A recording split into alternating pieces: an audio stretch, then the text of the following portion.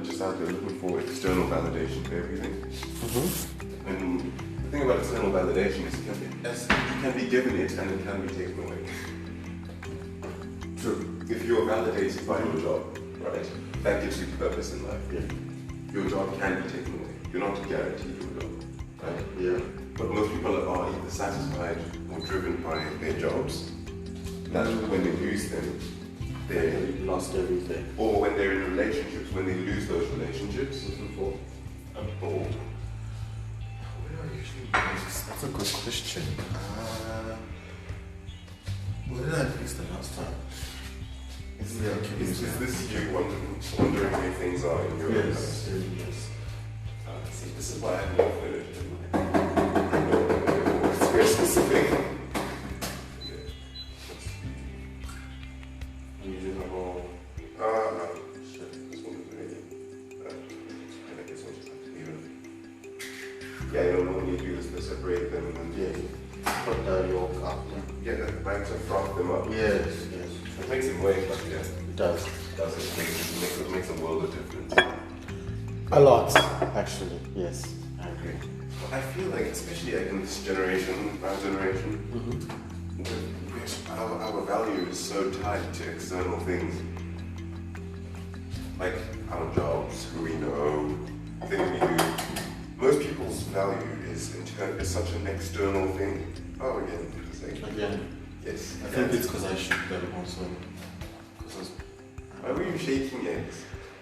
Me and Anissa have a very bad experience of an egg popping. So we just have Because to. it was rotten. Yes. Yes, And it popped so loud. It felt like a gun. Yeah. Is that bad? Is that good? Is that bad? This one is bad. So floating is bad. Yes. Eggs don't float. Here's why. An egg is a living, was supposed to be a living organism. If it has consumed its food source, it means there's a bigger air pocket in it. So there's more air in it.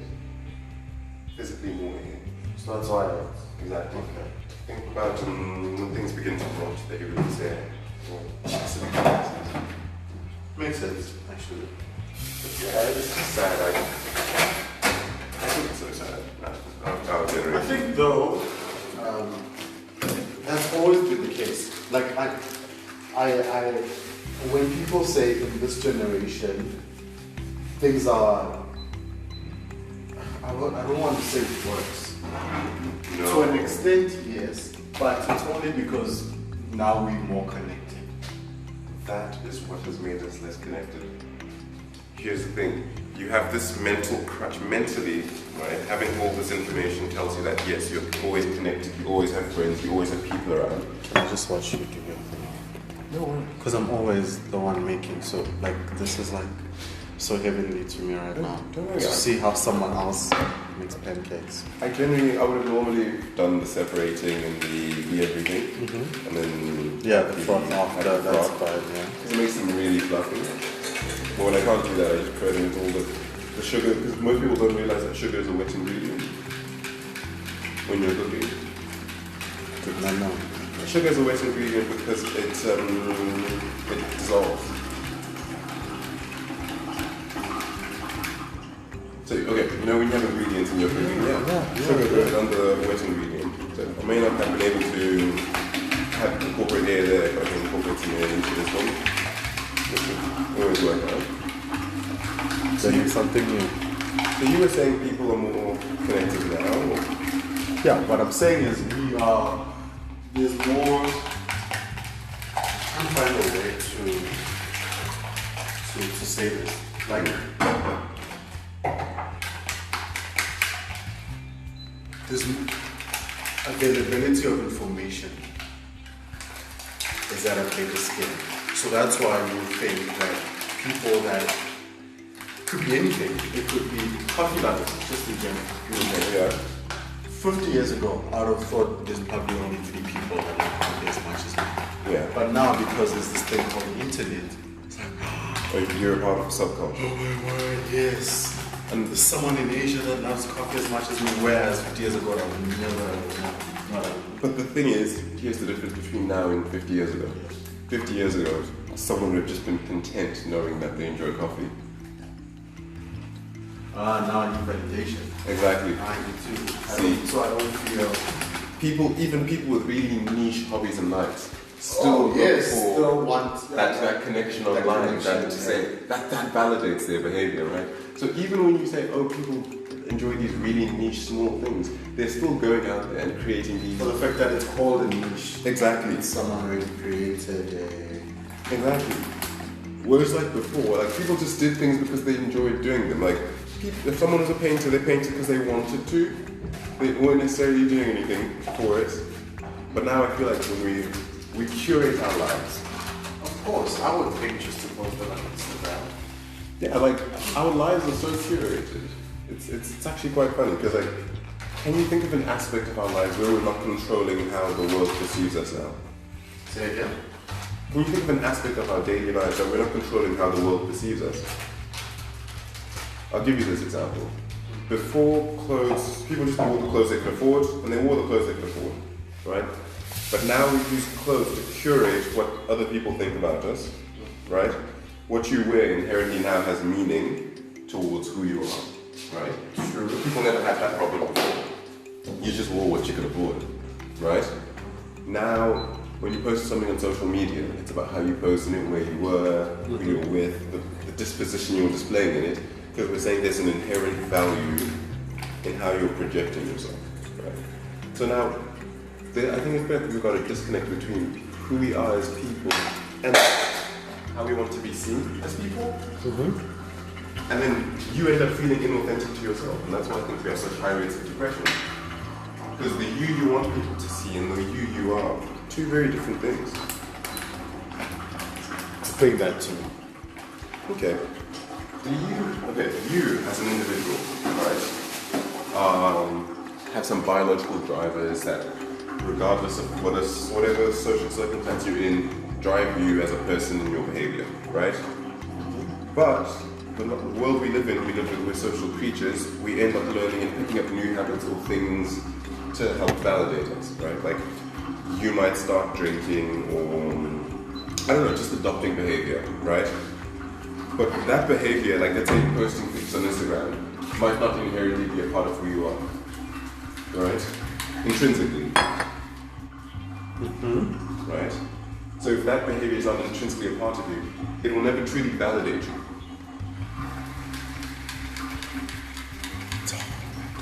It's hard to. Isn't it? I get what you're saying. I think the line is so thin, it's almost invisible.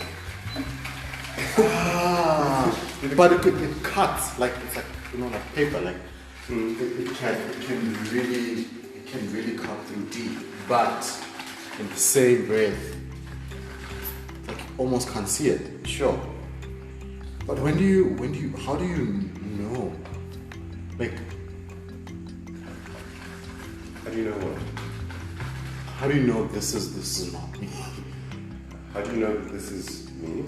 Okay, there's no real way of knowing who anyone is, because life is a journey of self-introspection.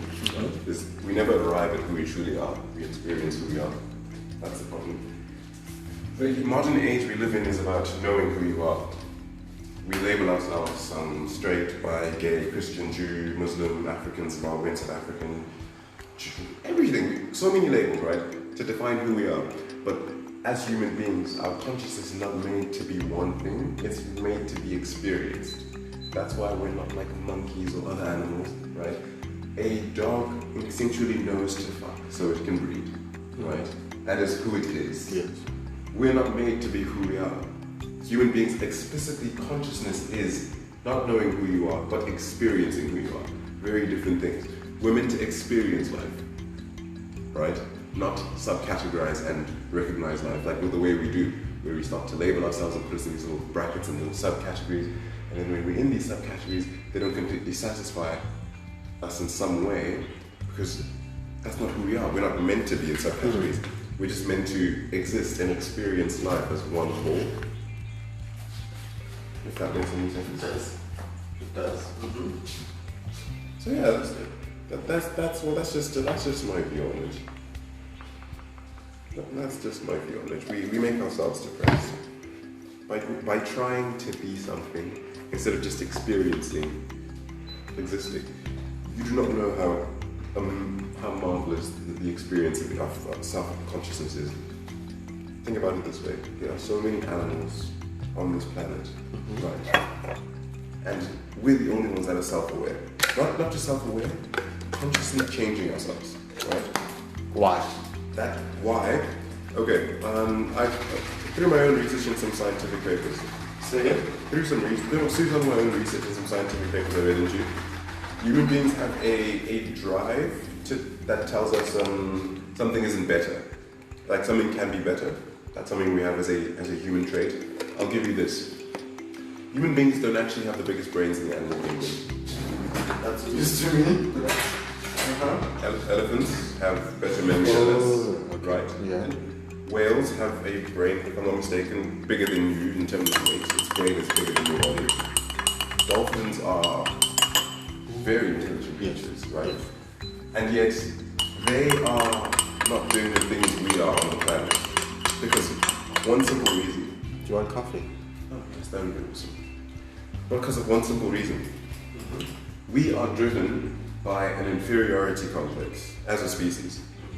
We're never truly satisfied with anything. Sure. Think about it. We're always chasing something. Throughout us chasing? We're always chasing something. Think about how man evolved, right? We made tools and we're like, I'm gonna make a better tool. Yes. Right? And we made another tool. And yeah, but there's gotta be a better way, so I'm gonna keep animals now. And we're like, but this is not enough, right? And you find another way. And then we did something, and then we kept doing something, and we kept doing something, and we kept doing something, right? How do you get out of your company? Anything. Do I go sugar? No. What? No. Who puts coffee in their sugar? I have to ask these dreadful questions when I have Who puts coffee in their sugar? It's disrespectful. coffee in the sugar. So disrespectful. So disrespectful. Why? Why is it disrespectful?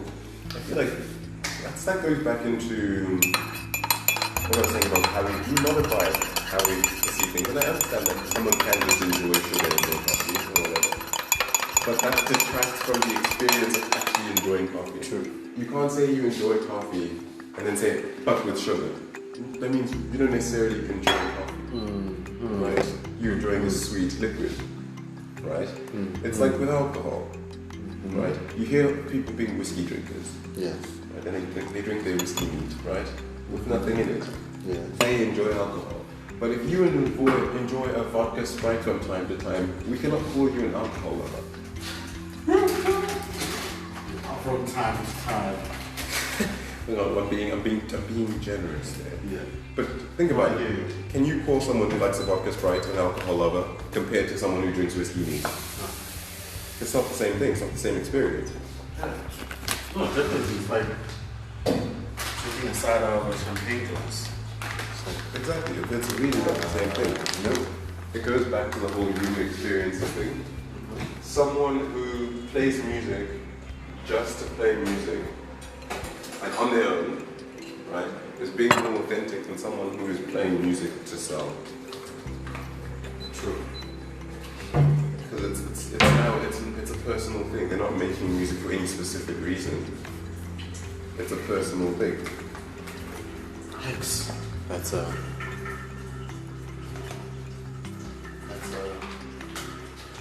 carry on. I'm listening. I apologize. This is what happens when you have philosophy like this. I love this. Love this. Absolutely love this. Carry on. You end up with a bunch of warped views. But in general, have you ever read into the philosophy of Aleister Crowley? Aleister Crowley? Have you read into his philosophy? On a very surface, yeah, because I feel like if I do that, I will be opening up a can of worms I'm not ready for yet. And it's a tricky one for me. It's a very, very, very tricky one. Why?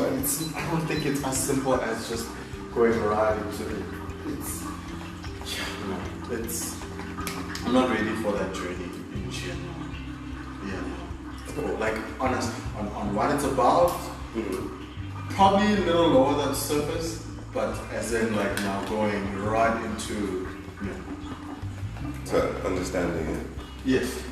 I feel like philosophy is the only way we ever truly get a glimpse into what other people think. Also, I feel like I'm one of those people. It's like I was having a conversation with friends the other day about if you want espresso, please let me know. I will definitely let you know. This is me having a very lazy day, just wanting coffee. But usually I make the mocha part. It makes the best espresso. You can make anything It from makes the best espresso. I use back home. I use a proper like pressure machine. Yes.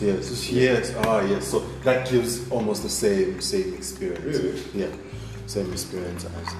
After I got that, because I used to be a pod coffee person, and then I realized I can't really call myself a coffee person if I'm still using pods. So I just went into the store and I just bought the first actual coffee machine I saw. Yes. With the little Yes, I want that. Do you not even know what it's called? The little But it's That thing is amazing. It's the that makes me think. That's why I can call myself a coffee connoisseur. I don't think you can call yourself a coffee connoisseur if you say you like coffee and you drink Jacobs. It's. Can we not have that conversation? Because I feel like, especially in South Africa, people think when you drink Jacobs, you're the shit. Like you've made it. You haven't met Zimbabwe. You that. You haven't met Zimbabwe.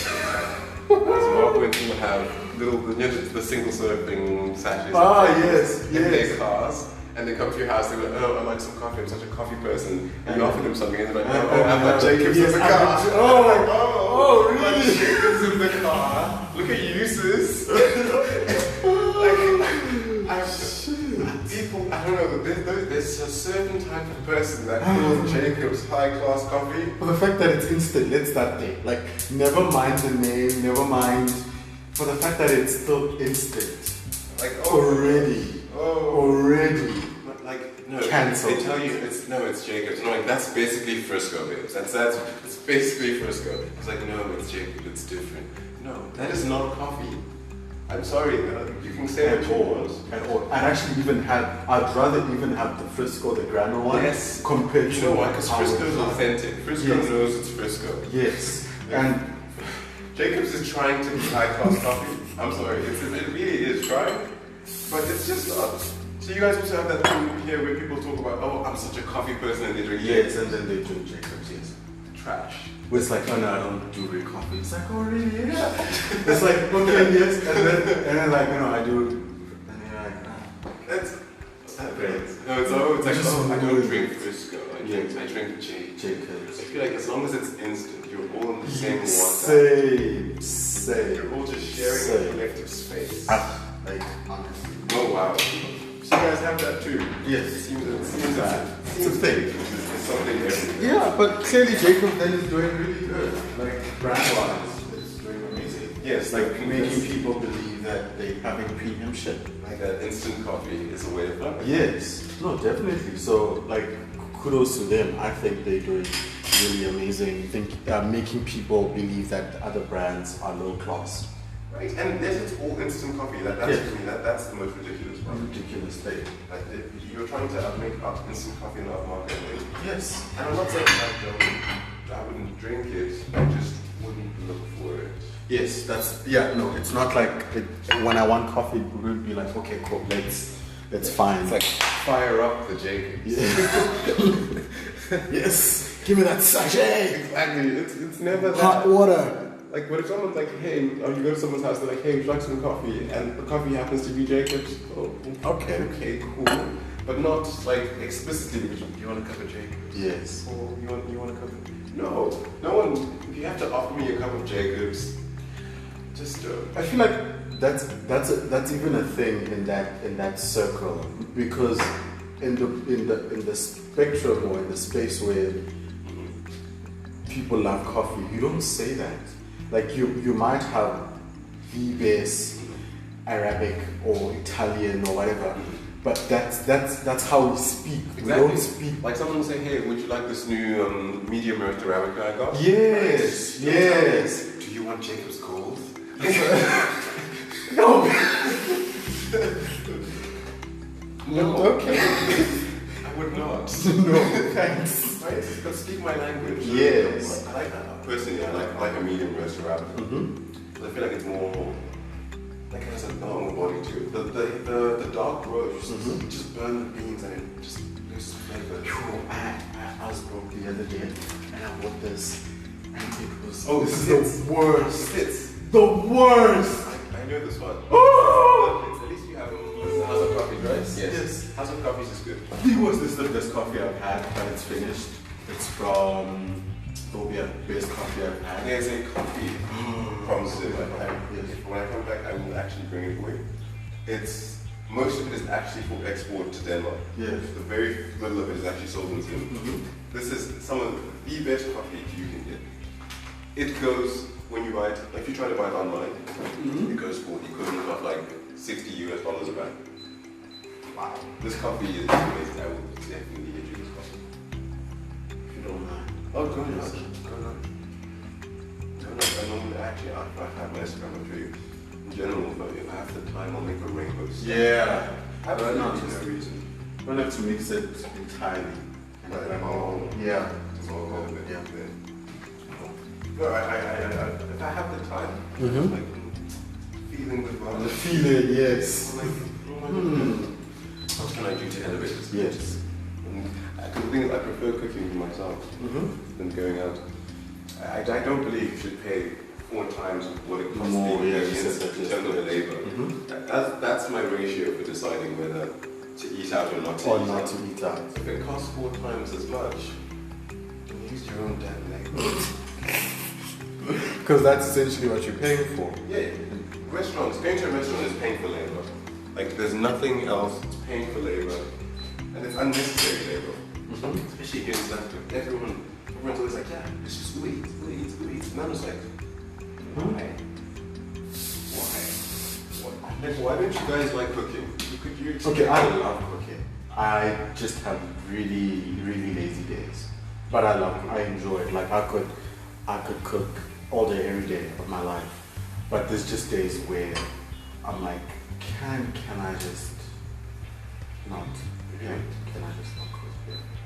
For me, when I feel like that, I do what we did yesterday. Like, he didn't know that's my solution. I go to Woolworths, I buy a salad pack, I buy things to put in the salad, Yes. and that's like 3 days worth of food. That's smart. Very smart.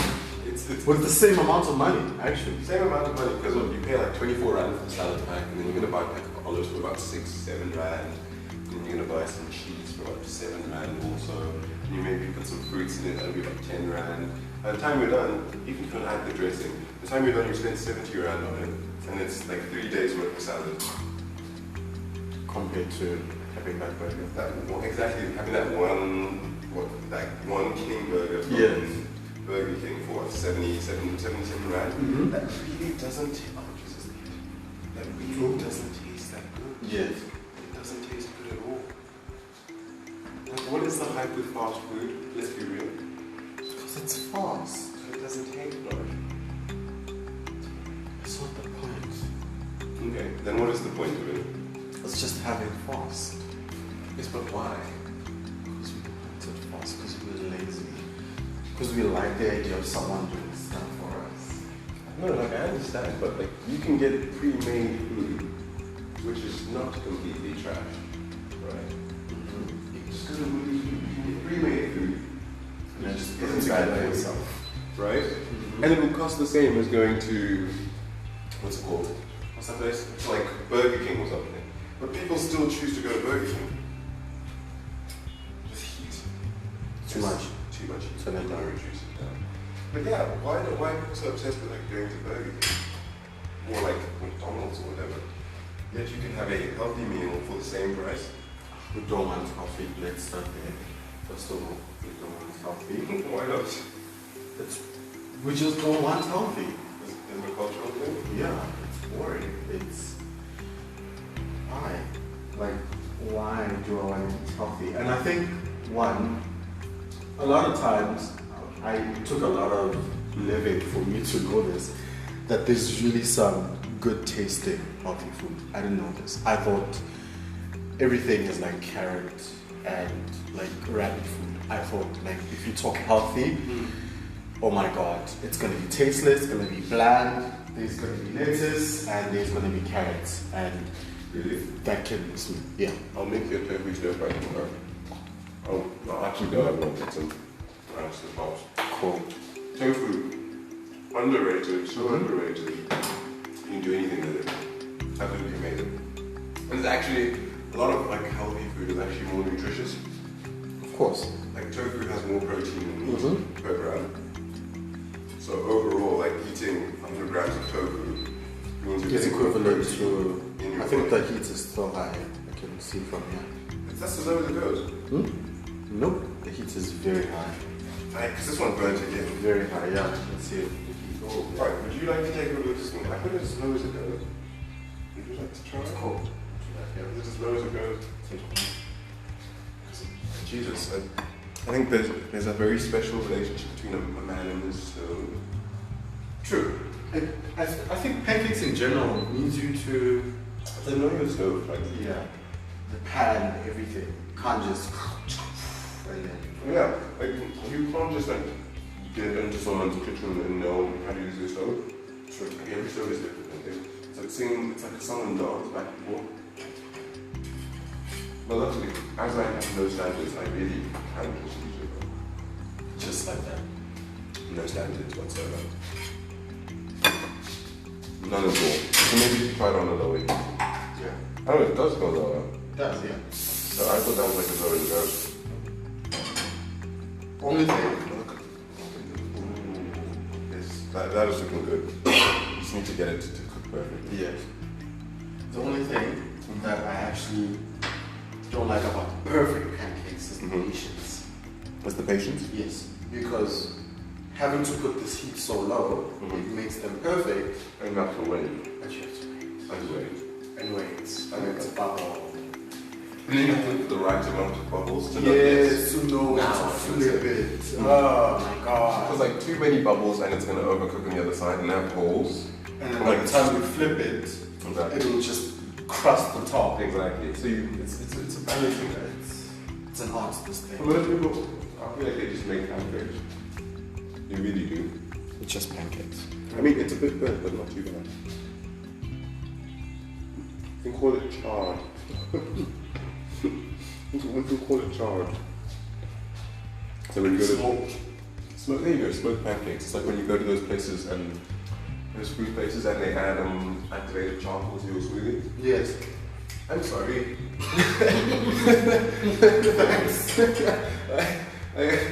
I'm very health conscious, like Why? but why are we adding activated charcoal? Why? Charcoal? And then now activate it. It's like, Yes. Like why are we adding it? There's a smoothie bar. who taught us this? So there's this smoothie bar. I've been to the smoothie bar at Southampton. It's cool. I always forget. They sell the worst smoothies of your life. They'll tell you, oh, banana, pineapple, kiwi, and kale. And kale is basically just veggies that you eat with salsa. That's basically just kale. That's And they combine with all this other wonderful like stuff. yes, this smoothie was perfect Yes, and then until I got to the like you'll see one banana, strawberry, summer fruits, activated charcoal. Why? Why? Oh my god. I think food. There's like you're saying about healthy food. There's two types of people with healthy food. Yes. People who think, hey, I should actually enjoy what I'm eating, and then they do like the health benefits, and then they'll eat anything. Yes. For the health For the benefits. health benefits. Like, no, let's not do that. No, yeah. That's why I struggle. That's why, and I think also because I haven't done enough like research or experimenting with healthy food. But that's why I just suck in general, having to keep to like a healthier diet because it's either or. It's either it's good, but I can't have that good thing every day all day, or it just sucks. It's like okay, this is nutritious. But that's Yes, it's like there's a certain level where it's just okay. Now we can't do this. yeah, no, like guys, no, I can't do this to myself. yes, I will have more energy. Yes, I will live 2 years or 3 months longer than I will. But thanks. Like personally, I'm a bit of a health nut, right? But I don't get people who snack on celery.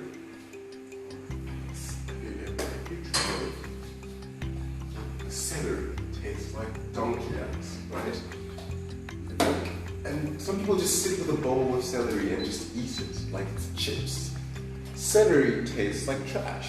I'm not that type of healthy person. No. Where I'm going to subject myself to something because it's healthy. Do you eat all of those rice? What do you call rice cakes? Okay, I like rice cakes and Nutella, yes. Of course, wasn't that? You just Like said Nutella. I'm talking about just all the the rice. Nutella. Just the rice cake. All the Nutella in the house. One rice cake. On one. I'm saying just the rice cake. Just the rice cake. Okay. Why? Who are these people who are flooded your mind? Because once you add Nutella, No, because essentially, does anyone like rice cakes? I think if anyone agrees, they lie. I feel like rice cakes is more like if you eat it a lot, it's because it I think it's acquired. Eventually, it just tastes like nobody actually. It's like it becomes a staple. It's like saying, "I like rice." You can, but to an extent, if you're just eating just hot-boiled rice, it technically tasteless to an extent. So I feel like having rice cakes, essentially, if you have it a lot, it becomes like a staple and not necessarily something you eat because it's nice. Sorry, I'm not gonna reach for a rice cake instead of going for a zoo biscuit. That's just me. I'm not gonna reach for a rice cake instead of a biscuit. Yes. I will never let myself get there. Like physically, emotionally, mentally. No. I don't think I could get into that headspace. The headspace where I think a rice cake is a suitable snack. Yes. No. Just to have. No, it's on its own. On its own, okay, no, but if you're gonna like, I don't know, add Nutella to it, Yes. all of your Nutella. All of your Nutella. Yes, maybe slice some banana onto it. Yeah, sure, all of your bananas. But just a rice cake, it's a really bland food. It's really bland. And I don't think food has to be bland. Think about it. It's like, there's things we have to do for our lives that are so unavoidable that we might as well do them well. Like sleeping. You have to sleep. You have to sleep. Right? You have to sleep. So you might as well sleep a good 8 hours or whatever, right? You have to eat every single day. It's unavoidable. At some point, you will have to eat. Yes. I know personally I can fast for like 3 days. And like, yeah, that's fine. But eventually, I will have to eat. I might as well eat something like Actually, that really. Fasting. Yes, actually. Okay. No, fasting, as I started fasting, I realized my energy levels are less dependent on whether I've eaten or not. Okay, no, then there's benefits. Okay, cool. They are It's not benefits. like, okay. No, when you intermittently fast, it's like your body learns that, hey, I can actually have energy levels without food. Without, yeah. It's like right now, I could actually just dressed up, go maybe come to the concert, be drinking all day, everything, and then come tomorrow, then have breakfast, and like, cool, everything's fine. Because you train your body that, hey, you don't always actually need food. Yes.